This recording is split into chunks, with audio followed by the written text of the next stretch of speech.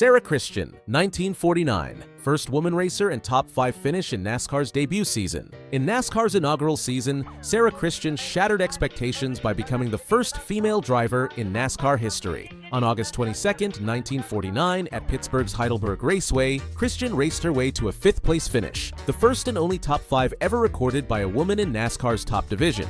Earlier that year, she had made headlines simply by taking the wheel in NASCAR's first race at Charlotte. Christian's success surprised many in the male-dominated paddock. Legendary driver Curtis Turner even invited her to join him in Victory Lane after one event out of sheer respect. One track official recalled how Christian's early victories made all the men mad, her being a woman and all and winning the race. The media, unused to seeing a woman hold her own against stock car veterans, took notice of this Georgia racer who wasn't afraid to trade paint. Christian's barrier-breaking 1949 season proved women could compete at NASCAR's highest level from day one. Her 5th-place run at Heidelberg remains the best ever Cup Series finish by a woman, a record that stood for decades. Christian's fearless foray into NASCAR opened the door for future female racers and set an early precedent that talent, not gender, defines a race car driver. Her pioneering efforts earned her awards and a Hall of Fame induction years later. But more importantly, she became a symbol of possibility for generations of women in motorsports. Janet Guthrie, 1977 Daytona 500. First woman to qualify and lead laps in a NASCAR Cup race. In 1977, Janet Guthrie made racing history on stock cars' biggest stage, the Daytona 500. Guthrie became the first woman ever to qualify for and compete in the Daytona 500, silencing skeptics who doubted a female driver could handle a superspeedway. Driving her number 68 Chevrolet, she finished 12th and earned top rookie honors in that 1977 500, despite her engine blowing with 10 laps to go. The media swarmed the lady driver, and Guthrie's presence sparked intense debate. Some fans and competitors were supportive, while others were openly skeptical. Unfazed, Guthrie continued breaking ground. Later that season, she led 5 laps at the Ontario 500, becoming the first woman to lead a lap in NASCAR Cup Series competition. Suddenly, millions saw a woman actually leading a stock car field, a sight unheard of in the sport's first 30 years. Guthrie also notched a 6th-place finish at Bristol in 1977, the best Cup Series finish by a woman in the modern era, a mark that would stand untied until 2014. Her trailblazing run earned respect from top drivers. Legends like A.J. Foyt even lent her cars in support when male peers questioned her ability. Although Guthrie faced hurdles securing sponsorship and endured patronizing headlines, her impact was monumental. She showed that women could race and excel in NASCAR's elite ranks. Decades later, Guthrie's helmet and driver's suit sit in the Smithsonian, and she's been enshrined in racing halls of fame. The 1977 Daytona 500 was a turning point. Guthrie's fearless drive cracked NASCAR's glass ceiling, inspiring future stars like Danica Patrick to chase the Daytona dream. Shawna Robinson, 1988, first woman to win a NASCAR Touring Series race. In the late 80s, Shawna Robinson burst onto the scene and did the unthinkable. She drove her Pontiac to victory in a NASCAR Touring Series event. On June 10, 1988, at Asheville-Weaverville Speedway, 23-year-old Robinson won the AC Delco 100 in the Charlotte and Daytona Dash Series, becoming the first woman to win a top-level NASCAR Touring Series race. She took the lead with 7 laps to go and sealed the win, leaving fans and fellow drivers stunned. After decades with no women in Victory Lane, Robinson's breakthrough was huge news. A female rookie beating the boys at their own game. Her male competitors, some initially skeptical, voted her the series' most popular driver that year as Robinson's skill and charisma won them over. The press dubbed her win a history-making moment, and Robinson didn't stop there. In 1989, she continued to make waves, scoring the first ever pole position by a woman in NASCAR history in a Dash Series race at I-95 Speedway. She even won 2 more Dash races that season, proving her first victory was no fluke. Robinson's 1988 triumph ended a 39-year drought since Sara Christian's day, and it would be nearly 30 years before another woman won a NASCAR-sanctioned race, Hailie Deegan in 2018. Long-term, Shawna Robinson's success showed that female drivers could not only compete but win in stock car racing. It also paved her path to NASCAR's higher ranks. By the 90s, she graduated to the Busch Series, where she'd notch another milestone, see 1994. But it's that first win in '88, with Shawna celebrating in Victory Lane, defying all expectations, that truly shattered a barrier. Robinson became a role model for young women in racing, and her Dash Series victories proved NASCAR's girls can drive just as hard and fast as the good old boys. Shawna Robinson, 1994 Atlanta, first woman to win a pole in a NASCAR National Series. Shawna Robinson's racing career hit another historic high in March 1994 when she roared to pole position for the Busch Series, now Xfinity race, at Atlanta Motor Speedway. By clocking a 174.33 miles per hour qualifying lap, Robinson became the first woman to win a pole for a NASCAR National Series event, and on a superspeedway no less. It was the Busch Light 300, and as the 28-year-old Robinson sat atop the qualifying charts, she drove straight into the record books. Media coverage went into overdrive. "Woman up front," headlined sports pages, noting she was the first ever female to grab the top starting spot at a major NASCAR race. Competitors like Joe Nemechek, the defending series champ, came by to congratulate her in pit road. He even presented Shawna with a rose in a gracious show of respect. For a day, Robinson had outrun veterans like Mark Martin and Michael Waltrip, proving her qualifying run was no novelty. Fans and commentators reacted with a mix of surprise and praise. Shawna herself was humble, joking that her fast lap didn't even feel that fast. The significance of her pole position was clear. It shattered another myth about women drivers. No female had ever started P1 in NASCAR's top 3 series until that day, and Robinson's feat wouldn't be replicated in any national series for nearly 2 decades, until Danica Patrick's Cup pole in 2013. Although a first lap crash ruined Robinson's race that weekend, the long-term impact was unmistakable. She'd validated that a woman could beat the best in pure speed. Robinson's 1994 pole run further cemented her legacy as a trailblazer, inspiring confidence in future female racers that they too could see their name atop the scoring pylon on race day. Tammy Jo Kirk, 1997, first woman to compete in the NASCAR Truck Series. In 1997, Tammy Jo Kirk blazed a new trail by becoming the first woman ever to race in the NASCAR Craftsman Truck Series. A former motorcycle racing champion from Georgia, Kirk made her truck debut at the season opener in Walt Disney World Speedway. Sporting the number 7 Ford with sponsorship from a lingerie brand, cheekily defying stereotypes, she qualified an impressive 9th and finished 24th in that first outing, officially shattering the Truck Series gender barrier. The news of a female first on the truck grid grabbed headlines in '97, as the 3-year-old series had been all-male up to that point. Fellow drivers and commentators initially watched Kirk with curiosity, but her skill quickly earned respect. Just 2 races later, she wowed everyone by qualifying 3rd at Portland, showing her performance was no one-off. Kirk's rookie season saw steady progress. She even recorded an 11th place finish at Topeka, which at the time was the best ever by a woman in truck competition. Fans began rooting for Tammy Jo as a true underdog story, a woman breaking into one of NASCAR's roughest, most hard-knock series. Her presence paved the way for others. In subsequent years, names like Deborah Renshaw and Jennifer Jo Cobb followed in her tire tracks. While sponsorship struggles limited Kirk's NASCAR career, her impact endures. By simply rolling onto that Truck Series starting grid in '97, Tammy Jo Kirk proved women could muscle 200-mile-an-hour pickups around the track with the best of them. Her courage to be the series' first female driver opened yet another door, further normalizing female participation across all levels of NASCAR. Danica Patrick, 2013 Daytona 500, first woman to win a Cup pole and lead the Great American Race. The 2013 Daytona 500 was a landmark moment in sports history, thanks to Danica Patrick. In qualifying, Danica turned a blistering 196.434 miles per hour lap to secure the pole position, the first time a woman ever clinched the top starting spot in a NASCAR Cup Series race. Instantly, Patrick's number 10 Chevrolet was front-page news around the globe.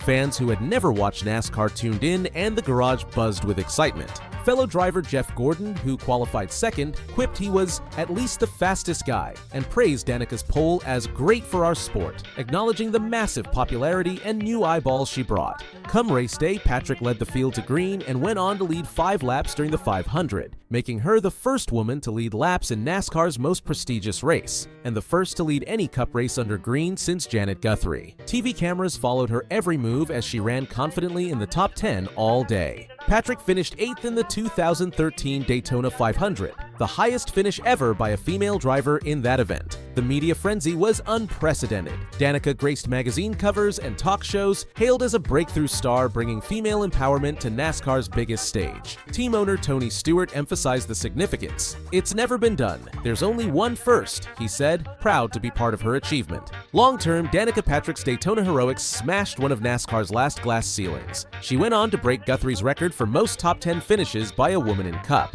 More importantly, her pole and strong run in the Daytona 500 inspired countless young girls and women watching. Danica proved that a female driver can start up front and compete for glory in the Great American Race, forever changing the narrative of what's possible in NASCAR. Natalie Decker, 2020 Daytona Truck Race, first top 5 finish by a woman in Truck Series history. February 14, 2020 brought a Valentine's gift to NASCAR history books courtesy of Natalie Decker. That night at Daytona International Speedway, Decker drove her number 44 pickup to a 5th place finish in the Truck Series season opener, the highest ever finish for a female driver in Truck Series history. In a race famous for big wrecks, the 22-year-old from Wisconsin kept cool amid the chaos, avoiding multiple crashes in the draft. When the checkered flag waved, Decker was grinning ear to ear on pit road, not even aware she'd made history until reporters informed her. "Wow, that is so cool. That makes me feel very proud," she exclaimed when told of the achievement. It was Decker's first career top 5 and a dramatic turnaround from the previous year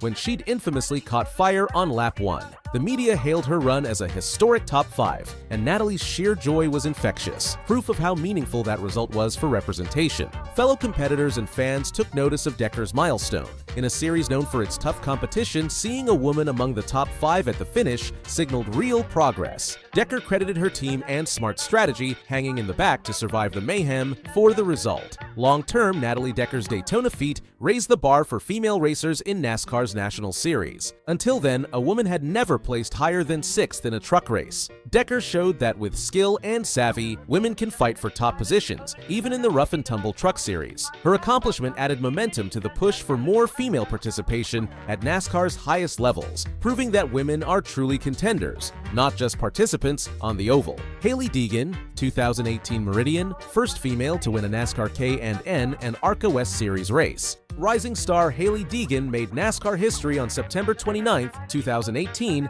at Idaho's Meridian Speedway. In a door-banging finish to the Napa Auto Parts 208, the 17-year-old executed a bold bump-and-run pass on the final lap to take the win, becoming the first female driver to ever win a race in the NASCAR K&N Pro Series West. As the checkered flag fell, Deegan's radio crackled with euphoria. "Oh my God, best day of my life," she shouted through tears of joy. Fans roared in approval of the dramatic move, and within hours, Hailie Deegan was trending as news spread that a young woman had broken a 30-year female victory drought in NASCAR touring competition. The media dubbed her the bump-and-run princess after her fearless pass. In victory lane, flanked by her supportive team, Deegan soaked in the moment. "People don't understand how many days, how many hours I've put into this. We did it," she said emotionally. The significance of Hailie's win was enormous. Not since Shawna Robinson in 1988 had a female won any NASCAR-sanctioned race at the Touring Series level. Deegan's victory, coming in her rookie season, instantly marked her as a trailblazer. NASCAR and Toyota Racing heavily promoted the achievement, seeing Deegan as a new face of the sport. She didn't disappoint. Hailie would go on to win 2 more West Series races in 2019, showing her first was no fluke.